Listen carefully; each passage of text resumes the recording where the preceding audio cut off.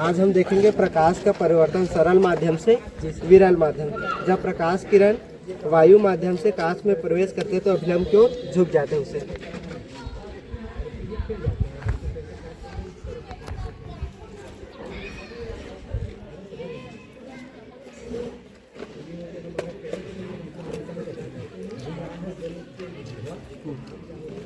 चला देखा ना बारीक बारीक तीनों पिन एक ही सिद्ध में देखी ना, दूर से देखा है।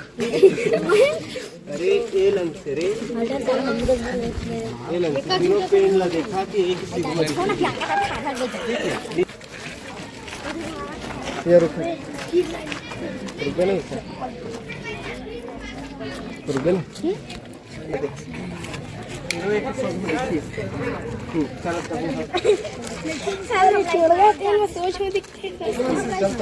अब बेंच ला एक कनेक्टेड वाला में ये सवाल दिखता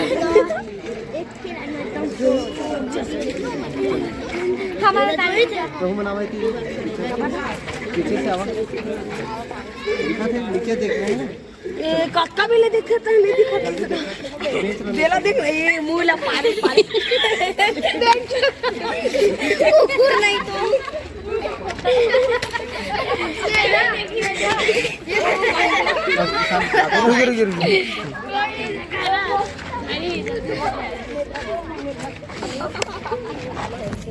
वीडियो देख अब चल देखा नहीं ला देख प्रकाश किरण कहाँ से प्रवर्तित हो से देख एक हो गया कौन सा एकदम पानी में अभिलंब, ठीक है।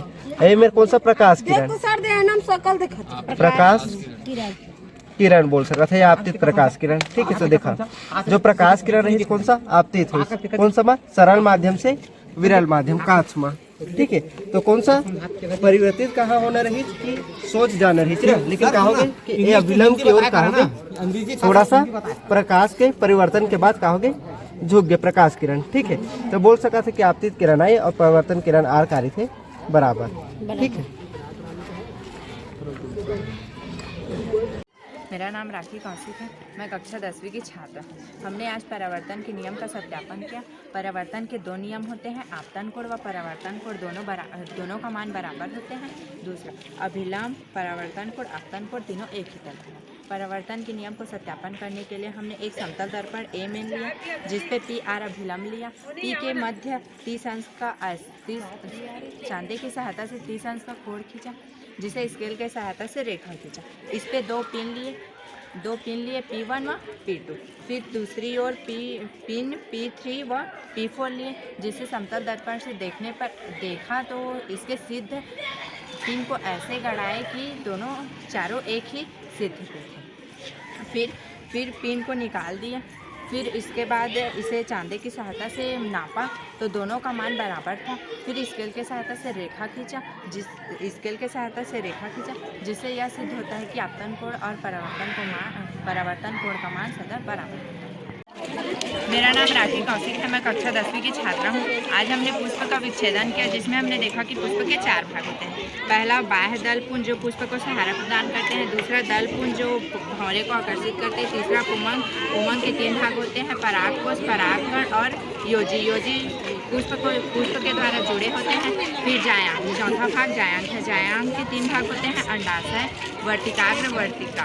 फिर परागण की क्रिया शुरू होती है। परागण में जब भौरे परागकोश में बैठते हैं तब परागकोश के अंदर परागकण होते हैं और भौरे के पैर में चिपक कर यह परागकण वर्तिकाग्र तक पहुँचते हैं। फिर वर्तिकाग्र से एक नली होती है जिसके द्वारा फिर परागकण अंडाशय तक पहुँचते हैं। अंडाशय तक पहुँचने के बाद निषेचन शुरू होते हैं। फिर निषेचन के द्वारा जाइगोट बनता है। जाइगोट से बीज का निर्माण। राखी कौशिक है, मैं कक्षा 10वीं की छात्रा हूँ। आज हमने पुष्प का विच्छेदन किया जिसमें हमने देखा कि पुष्प के 4 भाग होते हैं। पहला बाह्य दल पुंज है जो बाह्य दल पुंज ये है। फिर दल पुंज जो पुष्प के जो भौरे को आकर्षित करने का कार्य करता है। फिर पुमंग जो जिसके 3 भाग होते हैं, उमंग जिसके 3 भाग होते हैं, परागकोश, परागकण और योजी। योजी द्वारा पुष्प से जुड़े होते हैं। फिर जायांग, जायांग के 3 भाग होते हैं, वर्तिका, वर्तिकाग्र और अंडासन। फिर रुक जा, अरे यार ये स्क्रीन लॉक वीडियो भी बंद नहीं हो रहा है। मस्त बंद